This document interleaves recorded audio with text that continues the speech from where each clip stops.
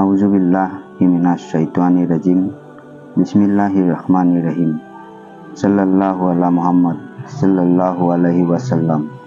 আশা কৰোঁ ভিডিঅ'টো আপোনালোকে শেষ পৰ্যন্ত চাব আৰু যদি ভিডিঅ'টো ভাল লাগে তেন্তে এটা লাইক কৰি দিব, বন্ধুসকলৰ সৈতে শ্বেয়াৰ কৰি দিব আৰু মোৰ চেনেল ইছলামিক চাবক ছাবস্ক্ৰাইব কৰি দিব। লগতে কাষত থকা বেল আইকনটো টিপি দিব যাতে মোৰ সকলোবোৰ নতুন ভিডিঅ'ৰ নটিফিকেশ্যন আপোনালোকে পায়। প্ৰশ্ন নম্বৰ 1, হুজুৰে কৰিম সাল্লাল্লাহু আলাইহি ওয়াসাল্লামৰ পৰদাদাৰ নাম কি আছিল? উত্তৰ, হুজুৰে কৰিম সাল্লাল্লাহু আলাইহি ওয়াসাল্লামৰ পৰদাদাৰ নাম হাছিম আছিল। প্ৰশ্ন নম্বৰ 2, কোনজন ইমামে এক ৰাকাতত গোটেই কোৰাণ শৰীফ পাঠ কৰিছিল? উত্তৰ, ইমাম আবু হানিফা ৰাদিয়াল্লাহু আনহুৱে এক ৰাকাতত গোটেই কোৰাণ শৰীফ পাঠ কৰিছিল। প্ৰশ্ন নম্বৰ 3, দজ্জল কি বস্তুৰে নিৰ্মিত হ'ব? উত্তৰ, দজ্জল মাটিৰ দ্বাৰা নিৰ্মিত হ'ব।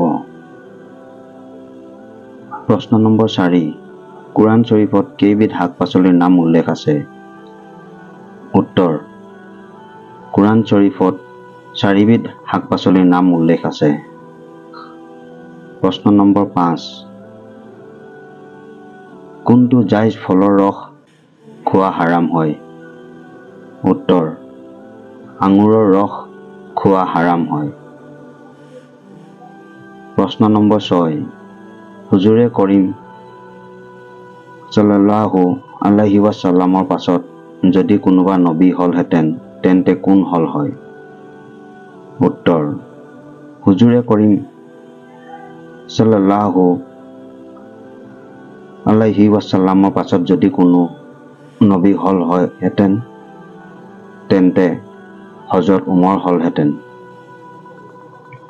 প্ৰশ্ন নম্বৰ 7, হযৰত মালিকুল মউত আলাইহি ওয়াসাল্লামে নীল দৰিয়াত কোনজন কাফিৰৰ ৰুহ কবজ কৰিছিল? উত্তৰ, হযৰত মালিকুল মউত আলাইহি ওয়াসাল্লামে নীল দৰিয়াত ফিৰাউনৰ ৰুহ কবজ কৰিছিল।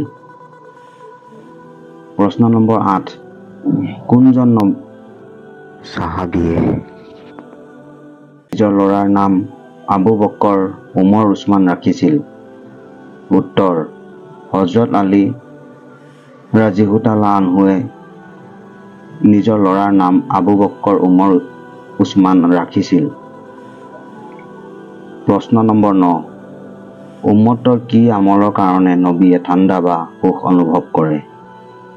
উত্তৰ, উম্মতে নামাজ পঢ়িলে নবীয়ে ঠাণ্ডা বা সুখ অনুভৱ কৰে। প্ৰশ্ন নম্বৰ 10, আল্লাহ তাআলাই পানী, বায়ু, জুই আৰু মাটি এই 4টা বস্তুৰ ভিতৰত সকলোতকৈ আগত কোনটো বস্তু সৃষ্টি কৰিছিল? উত্তৰ, আল্লাহ তাআলাই বায়ু, জুই আৰু মাটি এই 4টা বস্তুৰ ভিতৰত সকলোতকৈ আগত পানীৰ সৃষ্টি কৰিছিল।